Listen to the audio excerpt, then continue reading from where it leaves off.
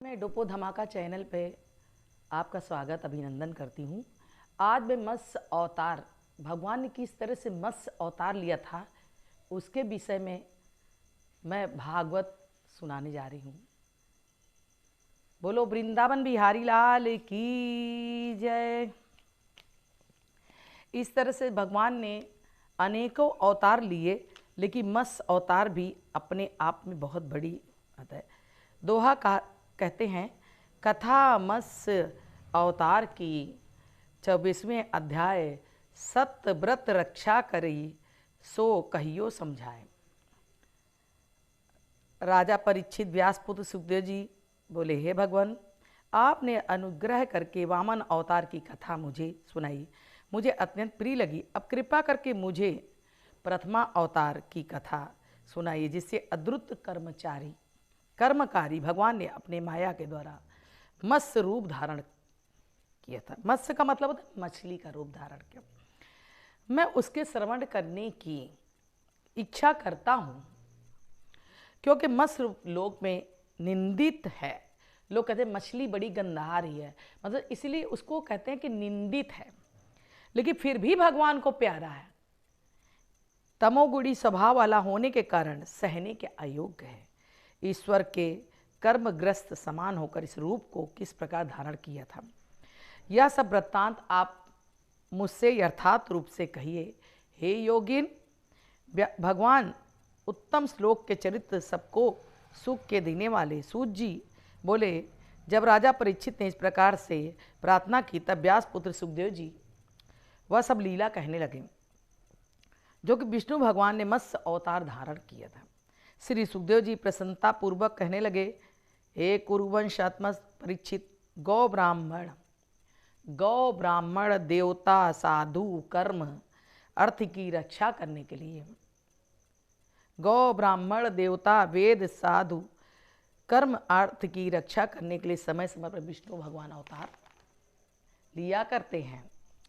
बुद्धि के गुण करके ऊंच नीच प्राणियों के पवन के समान आदि पुरुष भगवान विचरण करते हैं, परंतु निर्गुण होने के कारण ऊंच नीच को नहीं भसते। और मत्स्य अवतार का प्रयोजन है वह भी सुनो।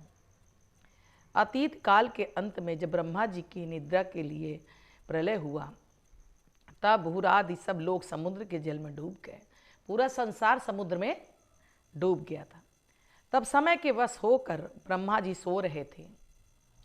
उस समय उनके बदन से सब वेद निकले। किसके वेद? अब भगवान ब्रह्मा जी के शरीर से सारे वेद निकले। तब वो इस दैत्य का दमन कर, तब जिनके दैवेंद्र हयग्रीव ने हरण कर लिया, उस समय वश होकर ब्रह्मा जी सो रहे, तो उस समय उनके बदन से सब वेद निकले, जिनको दैवेंद्र हयग्रीव ने हरण कर लिया। हरण का मतलब चुरा लिया। हे राजन, जब दानव में श्रेष्ठ हयग्रीव का यह कर्म भगवान वासुदेव ने जाना था, तब वे इस दैत्य दमन करने के लिए सफरी मत्स्य रूप धारण कर लिए। उसी समय कोई सत्यव्रत नामक नारायण पारायण राजश्री केवल जल का आहार करके तप कर दे। मतलब वो भगवान को मानने वाले, नारायण को मानने वाले, भगवान ने सोचा कि अब मैं अपने मत्स्य रूप को इन्हीं से मैं काम लूँगा। वह राजश्री इस महाकल्प में विविस्वान माने सूर के पुत्र हो, श्राद्ध देव के नाम विख्यात भगवान हरि कर के मानवांतर के पद पर अभिषिक्त हुए। एक दिन यह राजश्री सतव्रत कृतमाला नदी में स्नान करके तर्पण कर रहे थे। इतने में उनकी अंजलि के जल में एक मछली दिखाई दी।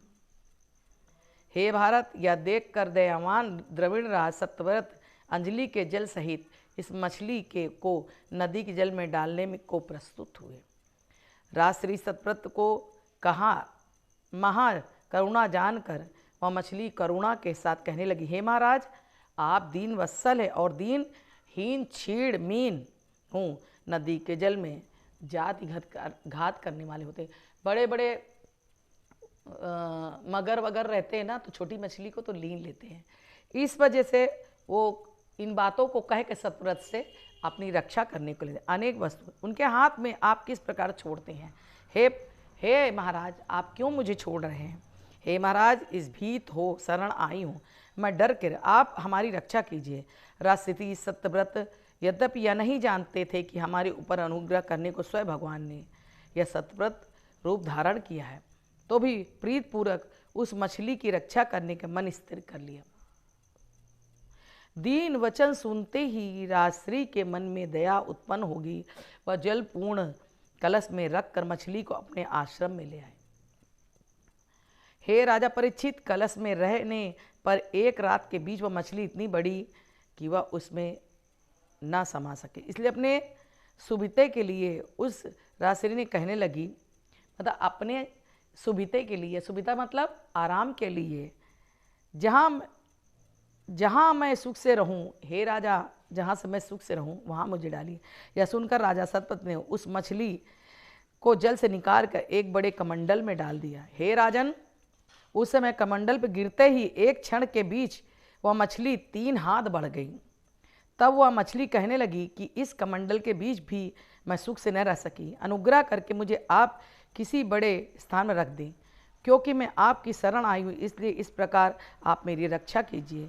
तब राजश्री ने उस मछली को कमंडल से उठाकर एक सरोवर में डाल दिया। डालते ही मछली अपने शरीर उस सरोवर में बड़ी मछली के समान बढ़ गई।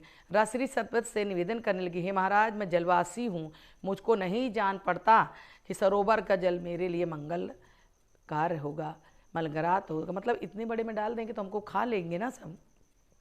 महार्थ को पाने के लिए प्रथम बिना जल के मेरा नाश हो जाए, ऐसा उपाय करके तुम मुझको किसी हृद में स्थापित करो, क्योंकि हृद स्वभाव से ही गंभीर नीर वाले होते हैं, उनका जल शीघ्र नहीं घटता। हे राजन, जब उस मत्स्य ने इस प्रकार से कहा, तब राजश्री ने सद्वृत्त ने उसको लेकर, जिसका जल कभी क्षीण ना हो, ऐसे अगाध जलाशय में डाल दिया। परंतु एक दिन में ही वह मछली इतनी बढ़ी कि जलाशय भर गया।